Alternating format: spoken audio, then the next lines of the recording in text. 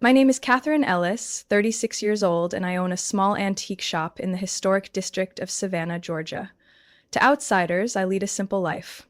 I wear old sweaters, drive a Subaru that's over 10 years old, and spend my days dusting items most people would call junk. But in my family's eyes, I'm the disappointment wrapped in the body of a single woman with no children, no real career, and certainly no prestigious degree to flaunt each Thanksgiving. My father, Mr. Harrell, was once a branch manager at a local bank, proud of his belief that credit score matters just as much as character. My mother, Mrs. Nancy, was a former public high school principal who believed that every child could succeed as long as they chose the right school, the right major, and married the right man. Their golden child, my sister Lauren, was the perfect example. She graduated with honors from Stanford, became a lawyer for a major pharmaceutical company in Chicago, married an orthopedic surgeon, and had 2 kids in private school who started golfing at age 7. Their Christmas cards looked like magazine covers, matching sweaters, gleaming teeth, and all. And me? I chose to study art history at Georgia State University. While Lauren entered courtrooms, I spent hours in libraries, reading old manuscripts and admiring 18th century furniture. Art is lovely, my mother once said, but it doesn't pay the rent. I still remember the way her hand trembled slightly when she folded my college application shut in disappointment. After graduating, I worked for 3 years as an assistant at an auction house, quietly learning how to distinguish true walnut from veneer, how to read the signs of artificial aging, and how to identify a lamp's era, whether Art Deco or mid-century modern. I remember coming home excited about a mispriced piece I'd spotted, nearly $3,000 undervalued. My father just muttered, "Sounds like a gamble." At 28, I emptied my savings, borrowed a small sum from a friend, and rented a tiny red brick storefront tucked beneath the old oak trees on Whitaker Street. I named the shop Ellis and Era and displayed each Queen Anne chair like a shrine to time itself. On opening day, my mother brought a plastic bouquet, looked around, and whispered to her best friend, "Hopefully she snaps out of this before she hits 30. From then on, I became the side character at every family gathering. Each holiday was a stage play, with Lauren in the starring role, the brilliant lawyer, the devoted mother, the ideal wife. Meanwhile, I got asked, "Is the shop still open?" Or, "Have you thought about substitute teaching?" Once, I overheard my father sigh to my uncle, "At least she's not asking for money." What they didn't know was that every piece I sold was a memory revived. An English silver tea set worth over $2,000 once kept me up all night, terrified I'd misjudge its value. A 19th century music box I quietly passed to a customer made her cry when it played the tune her mother used to hum in 1945. They only saw dust. They never saw the history. But the most painful part wasn't their dismissal. It was the constant sense that I was never enough. No matter how hard I tried, I remained Catherine, the wayward daughter, unmarried, Ivy Leagueless, with no framed accolades for my mother to brag about at Tuesday morning prayer group. And I accepted that supporting role. At least from there, I was left in peace. I never told anyone, not even my closest friend, that one of the very first items I sold at Ellis & Era quietly opened an entirely new world for me. It was a 19th century French pendulum clock, buried deep in a dusty storage shed on the outskirts of Savannah. The owner just wanted to clear out the junk, and I bought it for $30, along with a skeptical look after a week of meticulously cleaning off the mold, oiling the movement mechanism, and researching the engraved markings underneath. I discovered it was a limited edition by L. Leroy and C., custom made for a French general during the reign of Napoleon III. 3 months later, that clock sold at auction in New York for $48,000. I didn't spend a single dime of it. I opened a private investment account and used the business entity to separate personal and company assets. From that moment on, I realized my passion wasn't just about emotion. It was a precise tool to generate value. I didn't need my family's approval. I needed time, patience, and the ability to see what others overlook. I began waking early on weekends to attend state liquidations, especially in historic homes along the southeastern coast. I discovered that many wealthy families in Charleston, Beaufort, or St. Augustine had no one knowledgeable enough to properly appraise old keepsakes when downsizing. Armed with a notebook and an artifact code scanner, I trained myself to distinguish between glued together furniture and true colonial craftsmanship. Authentic engravings from the Federal era versus cheap reproductions from the 1000s, 970s. I sat on maps, handheld map mount. One of the most memorable finds happened in Jacksonville. An elderly couple was selling their late father's private library. He had been a retired college professor.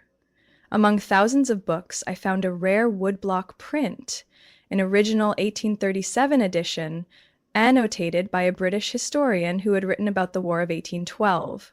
I paid $125 for the entire box of books. 6 months later, after verifying the signature and historical context, the print sold to a museum for $210,000. Wins like that don't happen every day, but even just a few pieces a year, combined with steady, smaller transactions, were enough to steadily grow my investment portfolio. I didn't keep anything under my real name. I formed an LLC called Camellia Holdings, hired a private financial advisor in Atlanta, and gradually, I bought the very building where my shop was located. Not just the shop, but all 3 apartments above it, an office next door, and even the parking lot in the back. Everything was under the LLC's name. No one in my family knew. They still believed I was scraping by, barely getting through, or keeping the shop open for fun, and I let them believe it. I lived simply, not because I had to, but because I chose to. Most of my clothes were carefully curated vintage pieces, some I got for $20 at flea markets, but made from French jacquard fabrics from a century ago. My car was an old Subaru, but lovingly maintained and filled with memories. I didn't drink wine that cost hundreds of dollars, but I did own a first-generation set of Baccarat crystal glasses I bought cheap from a pawn shop that had no idea what they were selling. Each year, I traveled to Europe once, usually in the fall, officially for buying trips, but truly, it was to spend a few weeks among the museums of Florence or Vienna, reading old books in the tucked-away shops of Bruges, and walking through Paris rain just to watch the streetlights shimmer on the cobblestones. I didn't need to prove anything to anyone. I arrived at my mother's house around noon on Thanksgiving, carrying a homemade pumpkin pie and a set of old crystal glasses I had just polished. Every year I brought Lauren, a small gift with historical value, and every year she would set it aside without a second glance, then launch into tales of her latest contract, newest project, or upcoming family vacation in Hilton Head or Aspen. My mother's home in Athens, Georgia hadn't changed. Carefully trimmed garden, interiors styled like something out of Southern living. The smell of butter and cinnamon drifted from the kitchen. Lauren had arrived early. Her sleek black SUV took up the entire cobblestone driveway. I parked down the street where the leaves hadn't been raked. "Well, look who's here," Lauren smirked as I walked in. "Good thing you didn't keep the shop open today, huh, Catherine?" I smiled and said nothing. I had left the new assistant in charge. But Lauren wouldn't understand the concept of delegation. To her, if you weren't clocking in 8 hours a day, you weren't really working. We helped Mom set the table. She handed me a bag of raw potatoes. "Can you peel these, sweetie? Your sister's handling the plating." I sat at the kitchen table, quietly doing my part, just like every year. My father walked in with a bourbon in hand, greeted Lauren with a wide grin, and gave me a nod, barely glancing in my direction. "How's the store, Catherine? Still open?" "Same as always, Dad," I replied evenly. "Had some interesting pieces last month." He said absent-mindedly, already tuned in to Lauren, who was mid-story about a multi-million-dollar medical lawsuit. I caught words like breach of contract, corporate liability, and board meeting. Mom ladled gravy, nodding proudly. Around 3 p.m., we all gathered at the table. The chandelier cast a warm golden glow, and the scent of roast turkey, cranberry sauce, and bread filled the room. Everything seemed to be unfolding like every other year. Until Lauren said, "Where's my phone? It must have died." I looked up. My phone was on the kitchen counter, where I'd left it while rinsing fruit. Before I could react, Lauren grabbed it, swiped the screen, and scrolled through my notifications. Seconds later, her face went pale. Her voice sliced through the cozy atmosphere. What the hell is this, Catherine? Everyone went silent. She held my phone up in the middle of the table. The screen was still lit. A notification from Martin, my financial advisor, was visible. Congratulations, your net worth just hit $15.2 million. See you next week to discuss the Charleston investment. My father set his bourbon down so hard it sloshed over the plate. My mother's jaw dropped. Lauren stared at me like she'd uncovered a federal crime, gripping my phone like evidence. You've got to be kidding me, she growled. $15 million? You? That tiny antique shop of yours made all that? I stood up and extended my hand. Give me my phone, Lauren. She pulled back, eyes filled with suspicion and anger. No, you need to explain. Where did that money come from? Are you involved in something illegal? Off-the-books deals? Dirty money? Because if you are, you're dragging the whole family into it. Nothing illegal, I replied calmly, more than I expected. That money is mine. Every cent came from the work you always call playing with old junk. My father cut in, voice shaky. Is this real, Catherine? You really have $15 million? I nodded. The whole room froze. One moment we were offering blessings for Thanksgiving. The next, I felt like I was on trial in a family courtroom. Lauren exclaimed like she'd caught a traitor. All these years, you let everyone think you were broke. Had mom worried about your retirement, had dad constantly asking if you needed a teaching gig. Meanwhile, you've been sitting on a fortune like some silent queen, saying nothing. My mother whispered to herself, dazed. She goes to the grocery store in worn sweaters, gives the kids secondhand books, uses a cracked phone. And she's a millionaire. I took back my phone and slid it into my pocket. No one ever asked. No one ever really listened when I talked about my work. I wasn't hiding it. You just never cared unless it was about Lauren. Lauren let out a cold laugh, sharp as steel. Well, great, but now you know. We're going to have a lot to talk about after this meal. And as I looked around the table, from my father's wary eyes to the twitch in Mom's brow, I knew dinner had only just begun. We ate in silence. The turkey grew cold on the plates. The gravy thickened into a dull brown smear. No one touched the roasted sweet potatoes my mom always prided herself on making from the family recipe. Every conversation at the table had been swallowed by that $15.2 million figure that had just surfaced in a random notification. No one said congratulations. No one acknowledged the years I'd quietly worked alone. There was only stunned silence and schemes starting to take shape. Of course, Lauren was the first to speak. You know, she began, setting her utensils down, her voice soft as mist but sharp as a scalpel. Sophia has this chance to study violin at a music academy in France. It's a competitive spot, Catherine, but tuition and living expenses are almost impossible to afford. If you helped, she could make her dream come true. I looked up and met her eyes. Are you asking me for money? It's not asking, Lauren replied, unblinking. We're family. You have it, and I need it. Call it reasonable sharing. My dad nodded, as if that made perfect sense. My mom sipped her water, then added, You live alone, no kids, no education or daycare costs. Helping out isn't a burden, right, honey? Before I could answer, Lauren's husband Jeff spoke up. He rarely chimed in during family talks, but not today. The truth is, Jeff said, crossing his legs, you're letting money sit in an account while your sister is scraping by with tuition, mortgage, and daily expenses. Catherine, you wear secondhand clothes, drive an old car, live in a tiny apartment. Do you really need all that money? I set my fork down. Are you saying because I live simply, I don't deserve to keep what I earned? Jeff shrugged.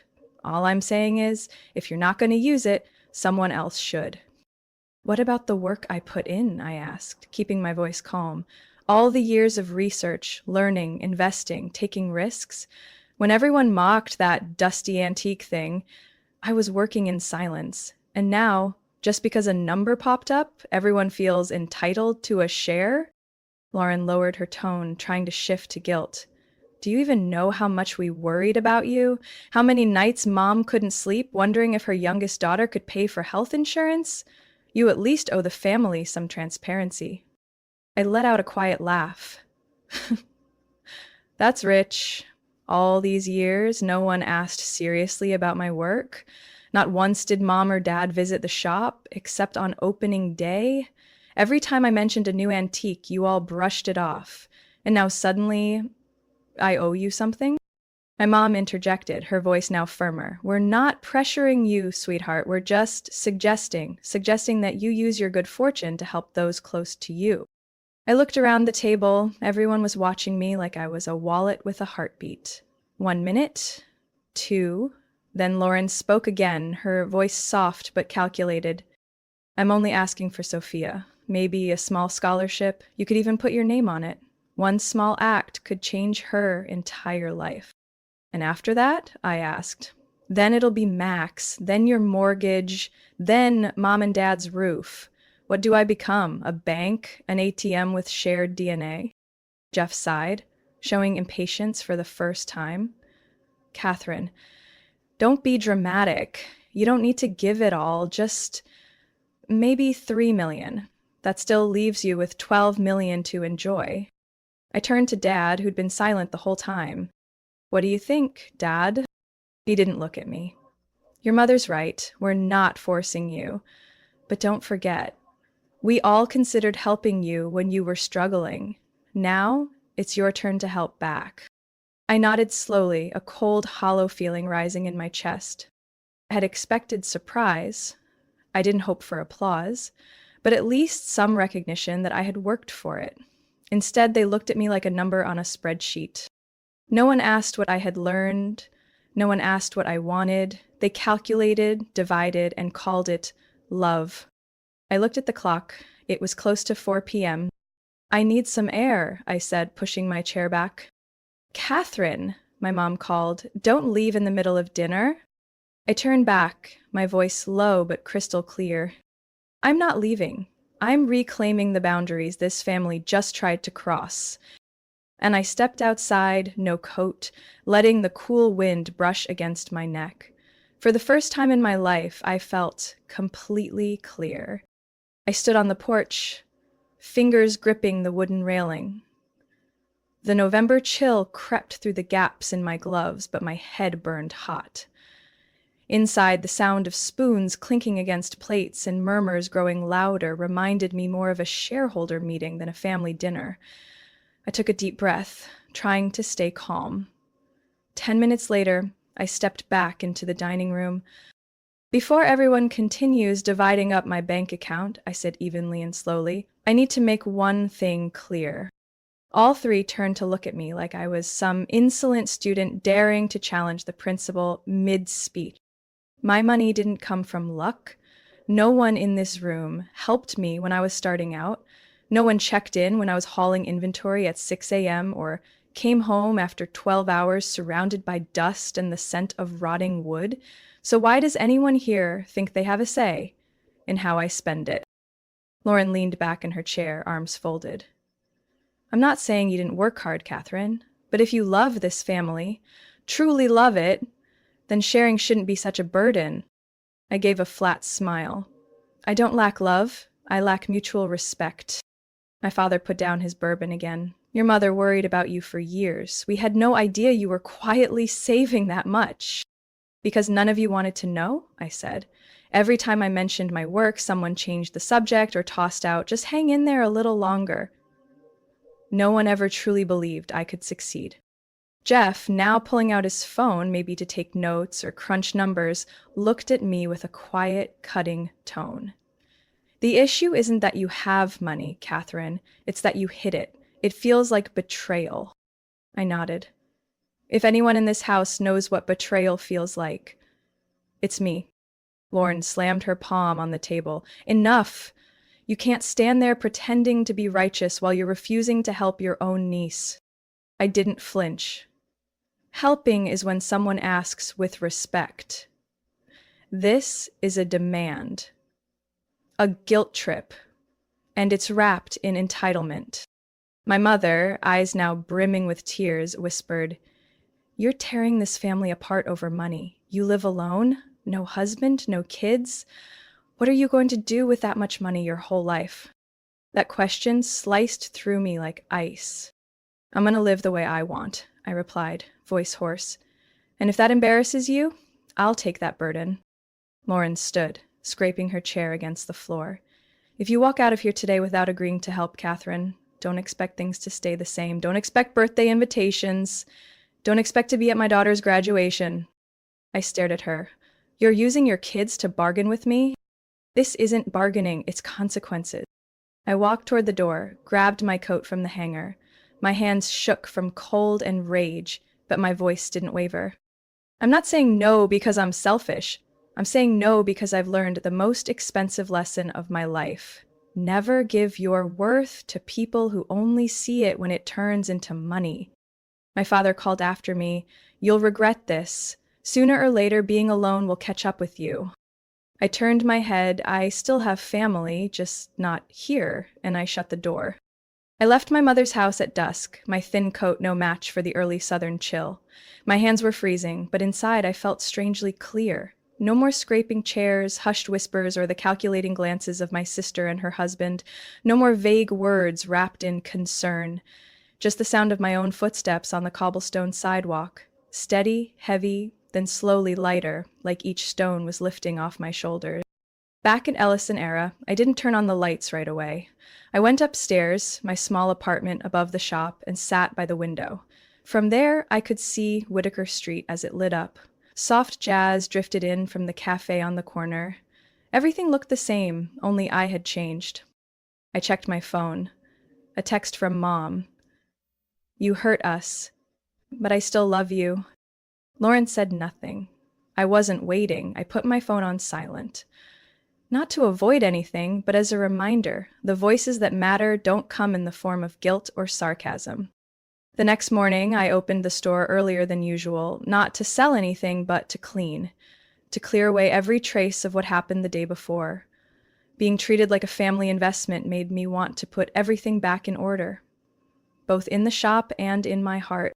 Jasmine, the college student I hired 3 months ago, came in at 8 a.m., holding a cappuccino and looking worried.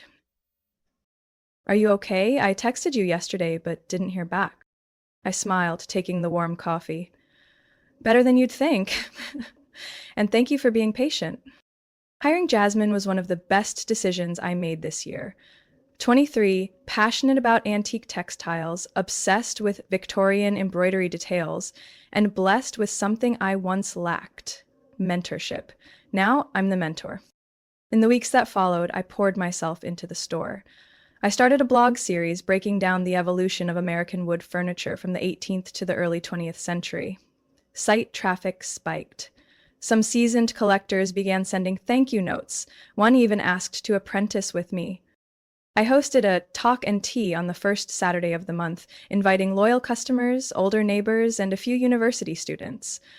We sat among antique pieces, sipped mint tea, and listened to stories about an oak mirror once owned by a nameless female painter from the Civil War era, or a set of glass goblets forgotten in a Charleston cargo hold. No one at those events asked how much money I had in the bank. They asked things like, "Did this box once belong to someone notable?"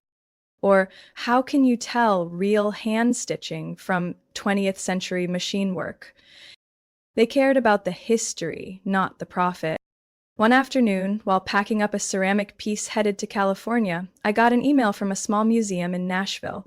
They wanted to partner on a short course about colonial furniture-making techniques. My name was recommended by a university professor I once helped authenticate a 19th century dining set for. That was the moment I realized I was no longer a shadow in Lauren's family. I was my own person, with a voice, an impact, and a community. On a December night, I locked up the store and crossed the street to the bakery, where Mrs. Marie, the 68-year-old owner, was waiting for me, as usual. We sat at the table by the window, sharing warm apple pie and cinnamon tea. She was the first to hire me to appraise antiques for a local event, and the first to tell me, "You've got eyes that notice what others miss. Don't let anyone make you close them." I told her, briefly, what happened at Thanksgiving. She didn't ask for details, just said, "Blood isn't always family. Sometimes family is who you choose." I came home late that night, the wind whistled through the old window panes, but I didn't feel cold. I opened my journal and wrote a single line. No one can cut you off from what you've built with your own hands. I need them, I have me, and the ones who truly see me. January arrived with a chill in the air and quiet, resolute changes. I hung the announcement for my first class on the front window of Ellis and Era.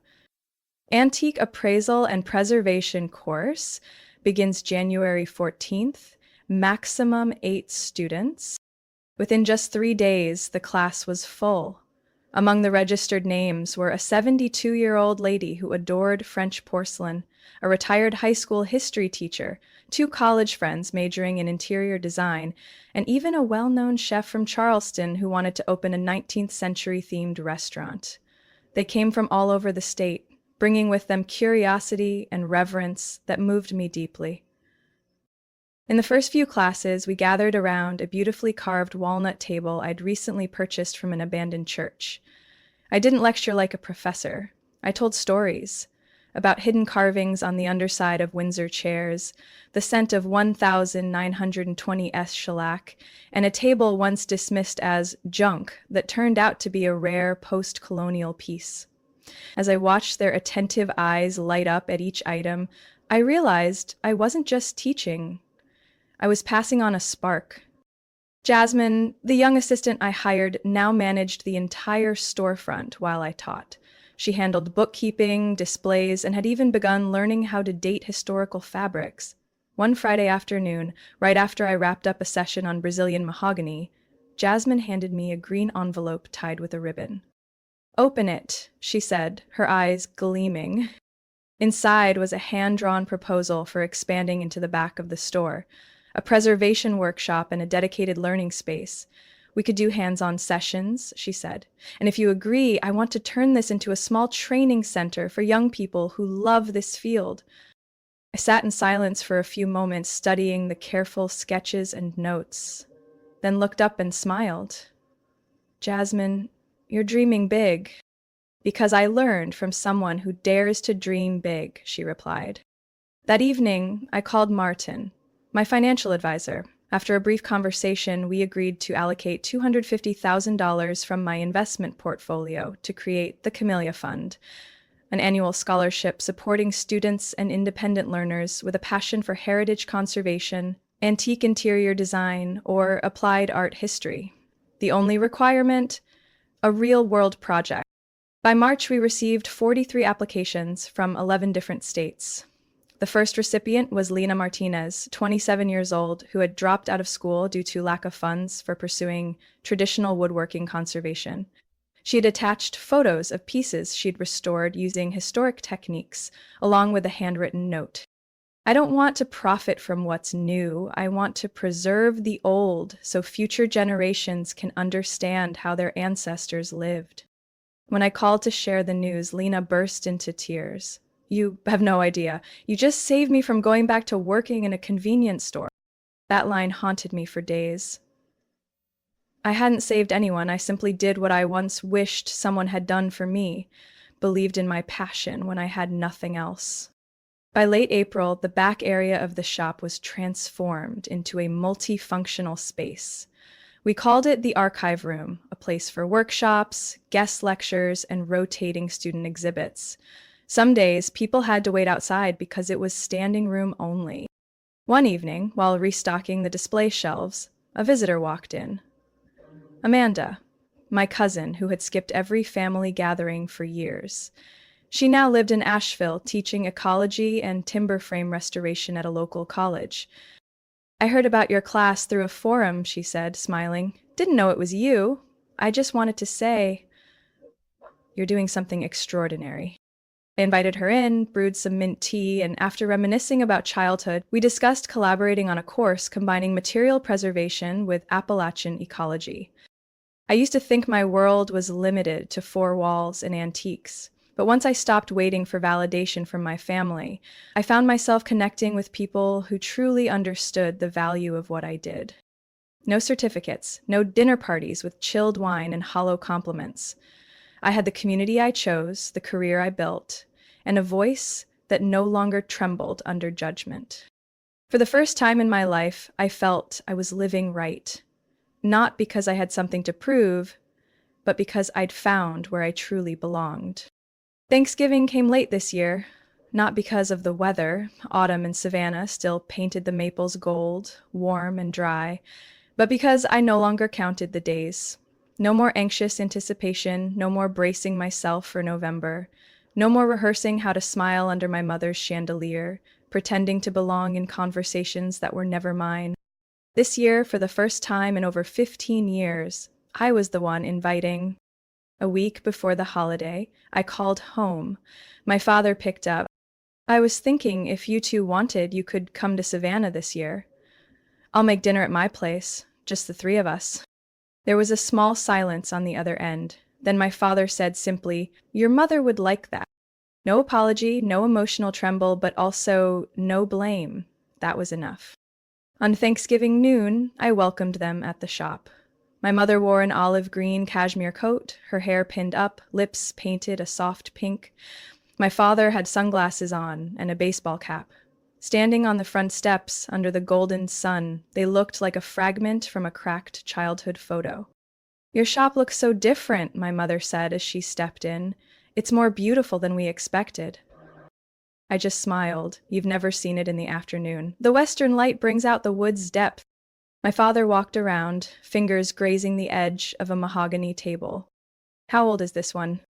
"Circa 1815, I replied. "Cuban mahogany, hand-joined. Used to belong to a shipping family in Savannah." He nodded. No comment. But something in his eyes had softened. I led them upstairs to my apartment. The kitchen had been redone. Oak cabinets, vintage pendant lights. On the table were rosemary roast chicken, mashed potatoes, homemade cranberry sauce, and pecan pie I baked that morning. Nothing extravagant, but every dish was made with care, not for them, but because I wanted to. We ate in a quiet but not tense atmosphere. My father asked about the classes, my mother shared tidbits about the neighbors. No one mentioned Lauren. No one brought up the $15 million or family obligations. When dinner was over, I poured tea and handed over a small white-wrapped box. "A gift, Mom," I said, pushing it gently toward her. Inside was a silver camellia brooch from the late 19th century. I had bought it at a local auction, drawn by its emblem, the same flower as the scholarship fund I had just launched. "It's beautiful," she whispered, her hand slightly trembling. "You know I always loved camellias." "Since I was little," I nodded. "You used to pin a fresh one to your blouse on parent-teacher night. You still remember?" "I remember everything." The room fell quiet for a moment. Then my father straightened his back, set his cup down, and said slowly, "We were wrong to think you had to follow Lauren's path to be successful. I thought it was safer that way."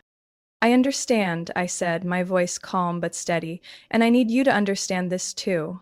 I don't need praise. I just want to be seen as enough."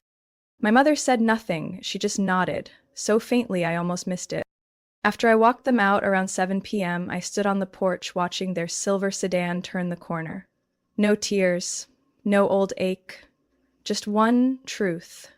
I no longer needed them to become the parents I used to wish for. But I had chosen to speak, not stay silent. I had held my boundary, kept compassion from becoming negotiation. That night I returned to the shop, sitting among pieces from the past, a room where time wasn't discarded but preserved with care. I opened my notebook and wrote the final line of the day. For the first time, Thanksgiving wasn't a test. It was just a dinner between three people, where I no longer had to ask permission to be myself. Maybe my family will never truly understand me, but from now on, they no longer have the power to define me. Catherine's story reminds us that true worth doesn't come from family praise or society's approval, but from the courage to live with purpose and protect our personal boundaries. In a world that often measures success by degrees or titles, she chose a quieter, steadier path and built a meaningful life with her own hands. Sometimes we have to walk away from imposed expectations to find real respect, starting with self-respect. What do you think about Catherine's decision? Would you have done the same in her shoes? Share your thoughts in the comments, and don't forget to subscribe for more powerful, real-life stories about family, courage, and healing.